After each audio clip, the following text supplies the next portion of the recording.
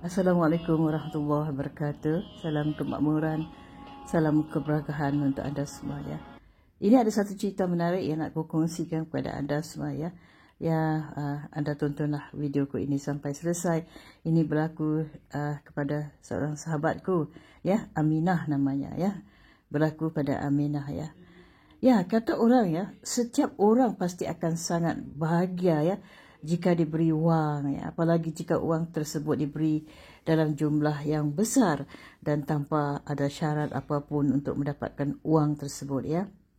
Walaupun hanya perkara itu terjadi dalam hayalan ya, tetapi hayalan kasih wang ni juga boleh membawa kebahagiaan untuk yang mengalami yang suka bermimpi ataupun berhayal-hayal, berangan-angan ya, asalkan tetap bersyukur dan tidak menyombongkan hal yang dimiliki ya.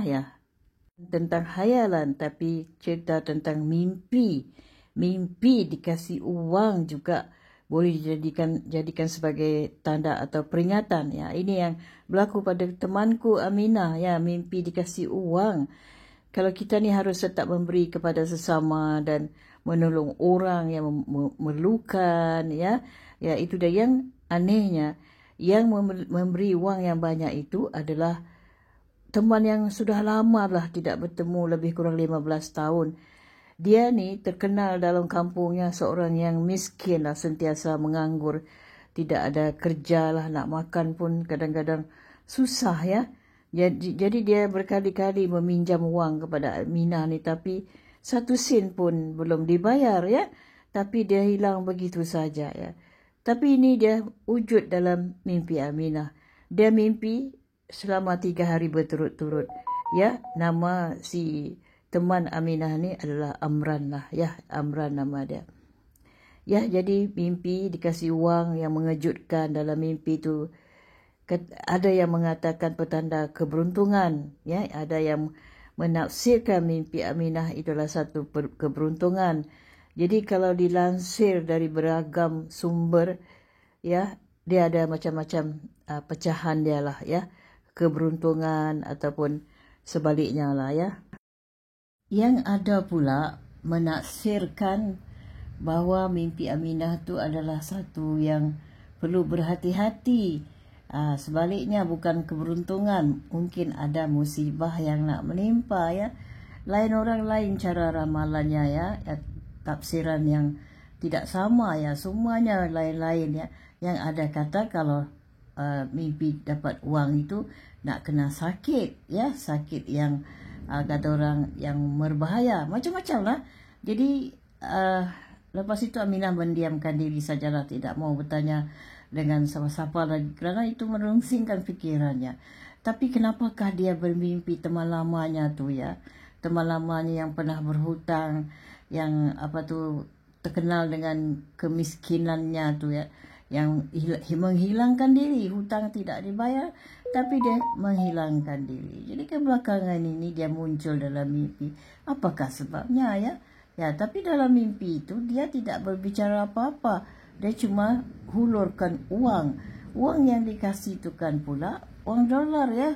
Bukan uang biasa tapi uang dolar ya. Bukan uang Malaysia, bukan uang rupiah, bukan uang mana-mana, tapi uang dolar ya, dolar Amerika ya.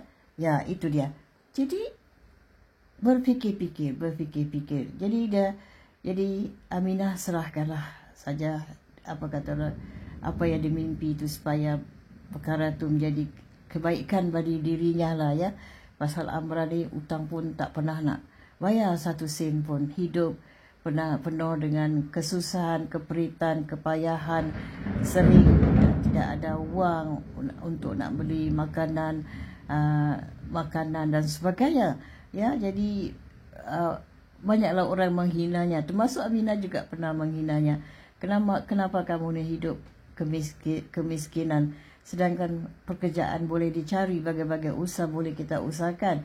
Kenapa kamu ni suka mendiam, menjadi seorang yang miskin? Kamu tidak akan bosan menjadi seorang miskin. Aminah pernah menghidayah yang sebegitu rupa, tapi itu adalah kenyataan. Itu bukanlah satu penghinaan yang direka-reka, kerana dia tidak mau mengguna fikiran yang bagus, pola pola yang ada pada diri Amran ni, pola fikirannya tidak berubah-ubah. Dia tak seperti orang lain mencari kemajuan, pergi ke kota dan keluar daripada desa, pergi kata orang merantau mana-mana mencari penghidupan yang baru. Dia begitu-begitu saja ya.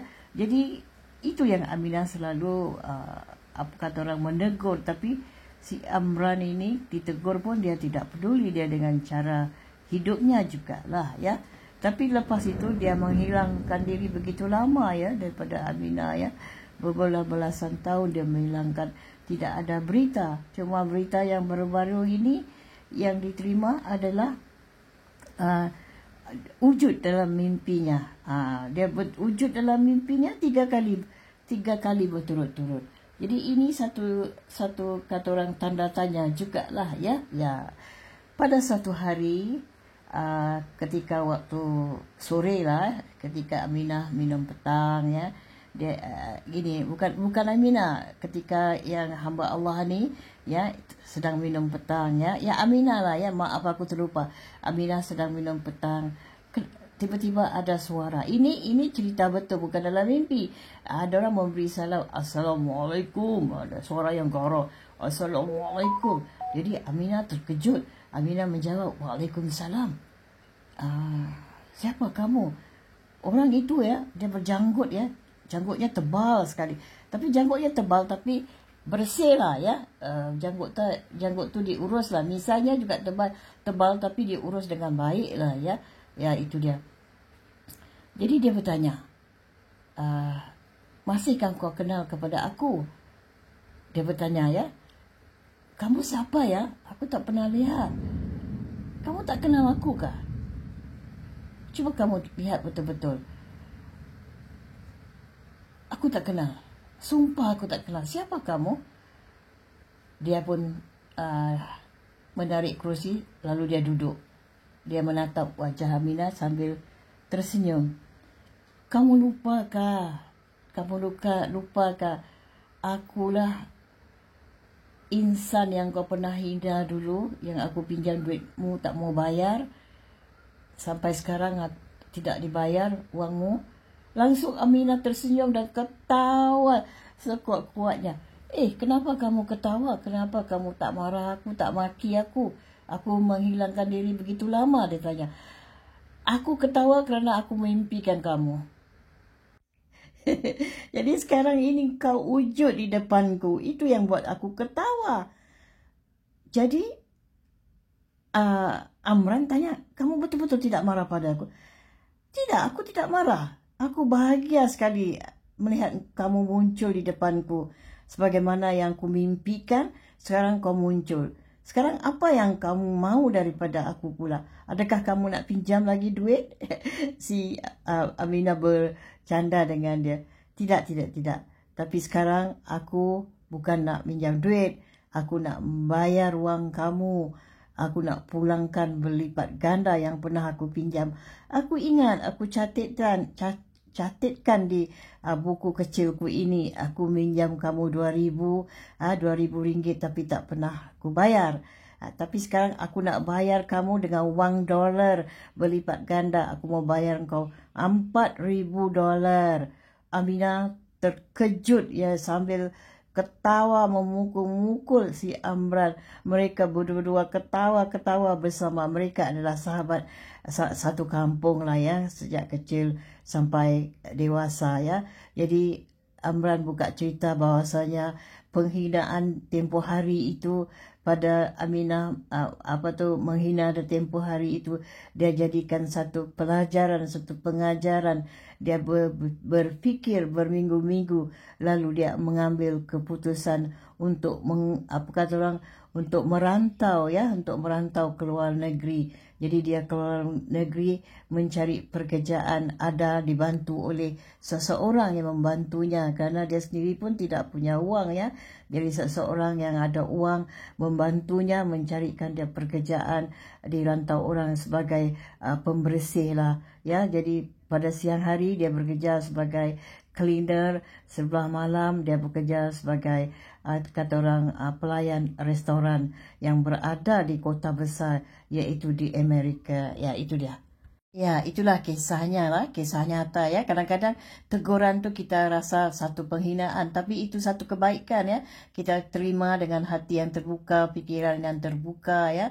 Kita ubah cara kita berfikir. Kita jangan berfikir seperti katak bawah tempurung. Kita mesti mengubah diri kita ya. Jadi sekianlah dulu kisah nyata yang dapat kukongsikan tentang kisah mimpi menjadi nyata. Terima kasih atas waktu anda ya.